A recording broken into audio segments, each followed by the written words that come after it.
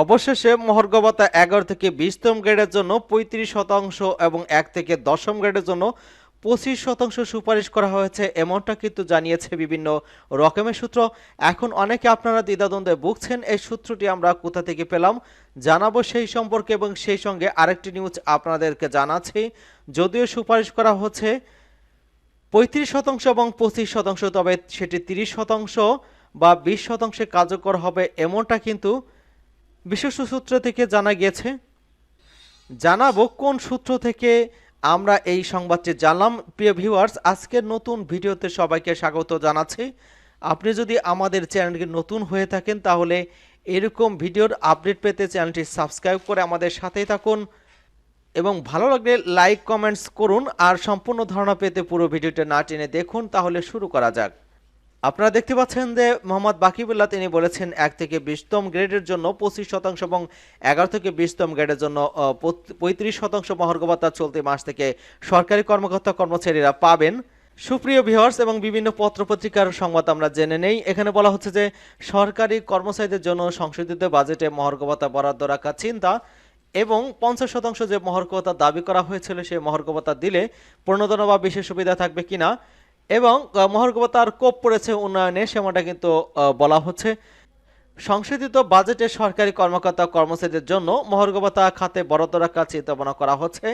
জাতীয় অর্থনৈতিক পরিষদের নির্বাহী কমিটির সভাশেষক পরিকল্পনা এবং শিক্ষা উপদেষ্টা ওয়াহিদুর মাহমুদ কিন্তু এই ইঙ্গিত দিয়েছেন, এবং চলতি অর্থ বছরের সংশোধিত বাজেট সম্পর্কে ওয়াহিদুর মাহমুদ সাংবাদিকদের বলেছেন যে বাজেট ঘাটতি থাকায় সহনীয় পর্যায়ে রাখতে উন্নয়ন বাজেট সমন্বয় করতে হবে। সরকারি কর্মচারীদের বহু ধরনের দাবি মেটাতে থেকে কিন্তু বেতন ভাতা বাড়ানোর বিষয় আছে, মহার্ঘ ভাতার বিষয় আছে, তাই রাজস্ব খাতে ব্যয় কমিয়ে রাখা খুবই কঠিন হবে। কাজে সবকিছু আমাদের উপর এসে পড়েছে, উন্নয়ন বাজেট কমাতে হবে। পরিকল্পনা উপদেষ্টা আরও বলেছেন যে উন্নয়ন বাজেটে কমালে জিডিপিতে প্রভাব পড়বে তা নয়। এই বছর বড় বিনিয়োগ থেমে গিয়ে থাকলেও উৎপাদন কমে যায় না। গ্রাম অঞ্চলে দারিদ্র বিমোচন এবং কর্মসংস্থানে বেশি বিনিয়োগ দরকার নেই। তিনি জানান যে এবার মার্চ মাসে নয় বরং জানুয়ারি মাসের শেষের দিকে কিন্তু সংশোধিত উন্নয়ন বাজেট করতে চান। আচ্ছা, পরিকল্পনা কমিশনের এনআইসি সম্মেলন কক্ষে একনিক সভা হয়, যাতে সভাপতি করেন প্রধান উপদেষ্টা এবং একনিকের চেয়ারপারসন মোহাম্মদ ইউনুস। মূল্যস্ফীতি সম্পর্কে ওয়াহিদুর মাহমুদ বলেছেন, মূল্যস্ফীতি কমানো যাচ্ছে না, এটি কমাতে হবে। বাংলাদেশ ব্যাংক মুদ্রানীতি দিয়ে মূল্যস্ফীতি নিয়ন্ত্রণের চেষ্টা করছে। অর্থমন্ত্রণালয়ের ভর্তুকি সহ অন্যান্য বিষয় নিয়ে ব্যস্ত আছে। উপদেষ্টা জানান যে এখন থেকে কোনো প্রকল্প গ্রহণের সময় পরিবেশ বিশেষজ্ঞদের সম্পৃক্ত করা হবে, কারণ প্রায় সব পরিবেশের উপর কোনো না কোনো প্রভাব ফেলে। সেচ প্রকল্প নেওয়ার ক্ষেত্রে স্থানীয় কৃষকদের মতামতকে গুরুত্ব দেওয়ার কথা বলেন তিনি আরও বলেছেন যে আগে সরকারের আমলে গ্যাস খাত অবহেলিত ছিল। ওয়াহিদুর মাহমুদ বলেছিলেন মন্ত্রণালয় বিভাগগুলোকে ডিউ লেটার দিয়ে বলেছি বিভিন্ন এলাকায় সমস্যাগুলো চিহ্নিত করে প্রস্তাব পাঠাতে, কেননা এখন স্থানীয় পর্যায়ে সংসদ সদস্য নেই, আছেন শুধু আমলার এবং উপদেষ্টা। তাই উপদেষ্টার বিভিন্ন এলাকায় গিয়ে খোঁজ খবর নিচ্ছেন রাস্তাঘাট কোথায় কী সংস্কার করা দরকার, সে সময় সমাধান করা হবে। এবং এখানে যে 50% মহার্ঘ ভাতা দাবি করা হয়েছে সেই মহার্ঘ ভাতা কবে দিবে, সরকারি চাকরিজীবীরা মহার্ঘ ভাতা দ্রুত পাবেন। আগামী সপ্তাহে মিটিং হতে পারে। কর্মকর্তা আর কর্মচারীদের জন্য আলাদা শতকরা হার হিসেবে মহার্ঘ ভাতা দেওয়ার চিন্তা চলছে।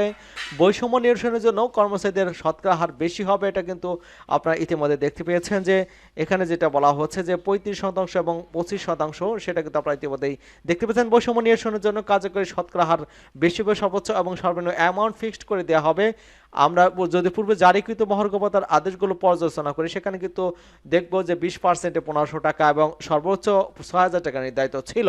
পূর্বের পে স্কেলগুলোতে যদি আমরা লক্ষ্য করি, সেখানে দেখবার এর তৎপূর্ববর্তী কাঠামোতে অনুসরণ করেছে।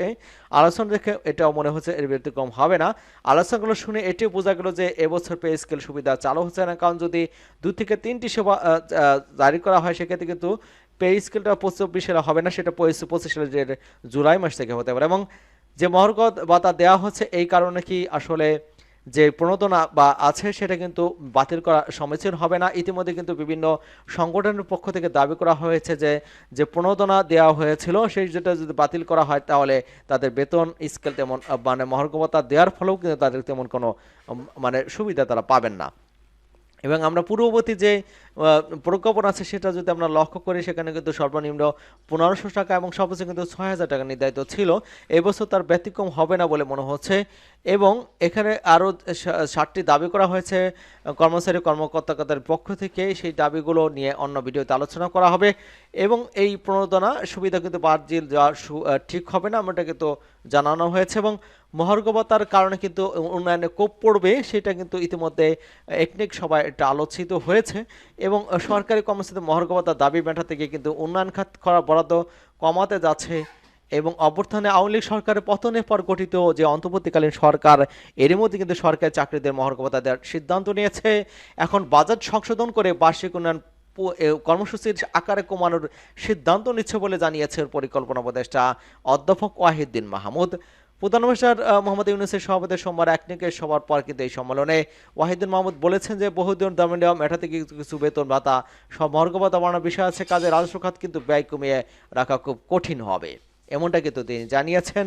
সুতরাং এই অতিরিক্ত যেই 24,000 কোটি টাকা, সেটা কিন্তু অন্য খাত থেকে এনে যদি 30% নির্ধারণ করা হয়, সেক্ষেত্রে কিন্তু অতিরিক্ত 24,474 কোটি টাকা প্রয়োজন হবে। সেটা অন্য খাত এনে কিন্তু এই খাতে বরাদ্দ দেওয়া হবে, এমনটা কিন্তু জানানো হয়েছে। সকলকে ধন্যবাদ জানাচ্ছি এবং আমাদের চ্যানেলকে যারা এখনো সাবস্ক্রাইব করেনি, চ্যানেলটি সাবস্ক্রাইব করে আমাদের সাথেই থাকুন।